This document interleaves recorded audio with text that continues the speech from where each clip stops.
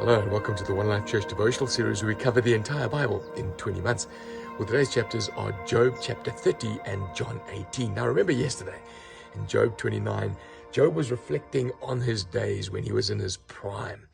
And he basically says, oh, I long for those days. They're distant memory now. And he basically says two things. He says in chapter 30, I am now being mocked by the lowest of the low, the scoundrels of the world. He says in verse 1, I've been mocked by men younger than I, whose fathers I would not put with my sheepdogs. He says, I disdain them. He says, I wouldn't allow them among my livestock. I wouldn't let them look after my sheep. I wouldn't let them look after my animals. He says, and yet they are the ones who are mocking me. He says, I've been banished from human society. He's like outside on the rubbish dump, scratching the scabs and the pus that's coming from his body. And he says, now those young men, the sons of those I wouldn't even put with my animals, are mocking me. He says, they throw off all restraint. He says, terrors in the night, they terrorize me. He says, I feel driven away. My life is like ebbing away from me. The gnawing pains are forever with me. He says, and this is even worse. This is the second point. Even God looks like he's against me. I cry out to you, God. You do not answer. You toss me about in a storm. Surely no one lays a hand on a broken man when he cries out in distress. He says, look, I can't even see God helping me. He's desperate. And then this is how he sums himself up. He says in verse 29, I've become a brother to a jackal.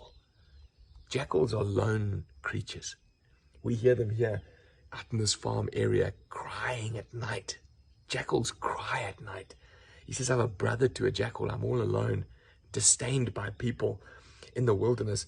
I've become a companion of owls. Owls sort of come out at night, don't they? Also loners. And he says, this is what I feel like. Now, you might ask the question, and you probably have been as we're going through the book of Job, why does God allow this suffering? We've tried to tackle that from various angles. But imagine if Job knew that Jesus was going to suffer like he was going to suffer. Don't you think that would have helped Job a little bit? That the God he serves understands, identifies with, and suffers the same way. Just think about this. Jesus, we're going to see the suffering of Jesus now in John chapter 18. But he was taken outside to like the rubbish dump. That's what Golgotha was. It was outside of the city, a dirty place.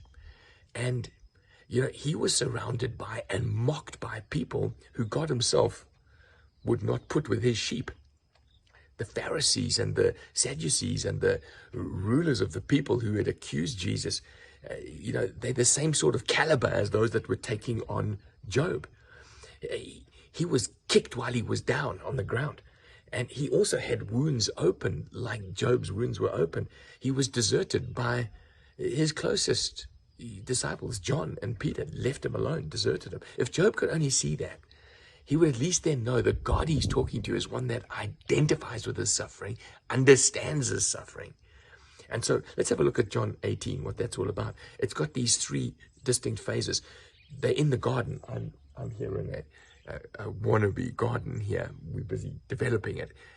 But this must have been an established garden that Jesus used to go out to and pray and spend time with his disciples. And it says, verse 3, so Judas came to the garden because he knew where they would pray, guiding a detachment of soldiers.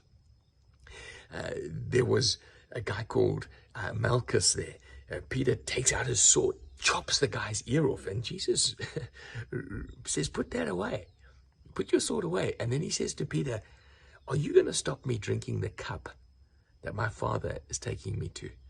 A cup of suffering that Job had to suffer like that. And Jesus walks like in the footsteps of Job here. They bound him up and they brought him first to Annas, who was the father-in-law of the chief priest, Caiaphas. And so you've got this little picture of the disciples hanging in the background. They come to the courtyard. John's allowed in because he knows the high priest. And then he invites Peter in. And, then Peter denies Jesus first time. Someone says, hey, we know you. He says, no, you don't. Second time, we know you.